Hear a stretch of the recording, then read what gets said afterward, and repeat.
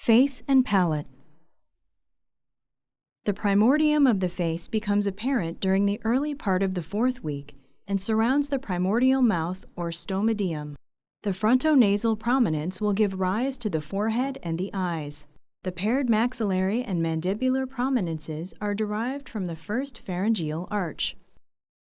As the face develops, the surface ectoderm thickens bilaterally in the inferolateral aspect of the frontonasal prominence. These are the nasal placodes. Similarly, bilateral eye lens placodes develop. The mesenchyme surrounding the nasal placodes proliferates, forming the nasal prominences or boundaries of the nasal pits. By the end of the fourth week, the developing eyes are visible. At the boundary between the lateral nasal prominence and the maxillary prominence, the nasolacrimal groove forms and later develops into the nasolacrimal duct. The nasal prominences continue to grow and lateral and medial components are visible. The external acoustic meatus develops from the first pharyngeal groove and is surrounded by a series of auricular hillocks derived from the first and second arches. These hillocks will contribute to the formation of the auricle. Between the 7th and 10th weeks, the medial nasal prominences fuse with the maxillary prominences, forming both a seamless upper jaw and lip, and separating the nasal pits from the developing mouth. The philtrum is formed from the intermaxillary segment, which is derived from the medial nasal prominences. The nasolacrimal groove has now formed the nasolacrimal duct.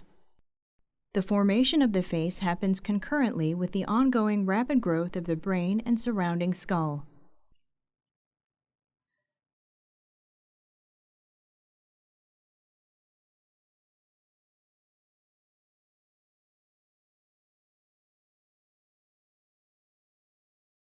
By 14 weeks, the size of the fetal head remains large compared with the body's overall length due to the expanding brain.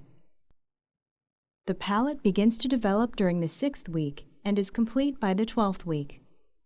The primary palate, shown here, develops from the intermaxillary segment, an intermediate structure resulting from fusion of the medial nasal prominences.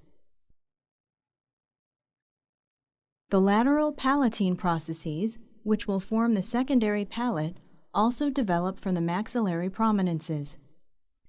In addition and concurrently, the nasal septum begins to descend from the merged medial nasal prominences.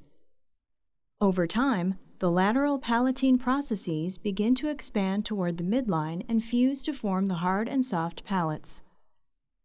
The primary palate contributes only a very small amount to the anterior-most component of the hard palate.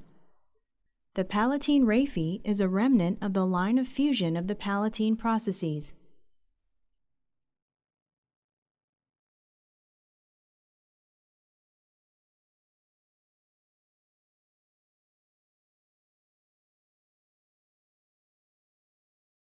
The nasal cavity begins to develop with the formation of the nasal placodes in the frontonasal prominence.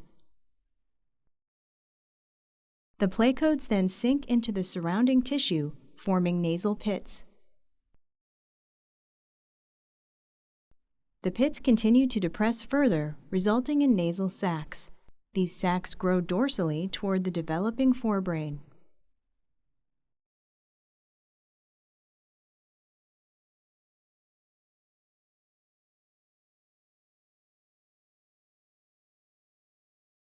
The tissue between the growing nasal sacs and the oral cavity, the oronasal membrane, ruptures by the end of the 6th week, bringing initial continuity to the two cavities. The shape and position of the primordial choanae are altered as the face, palate, and head continue to develop.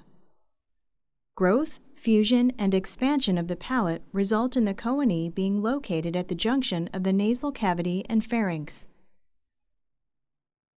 The choanae develop simultaneously and form from the lateral walls of the nasal cavity.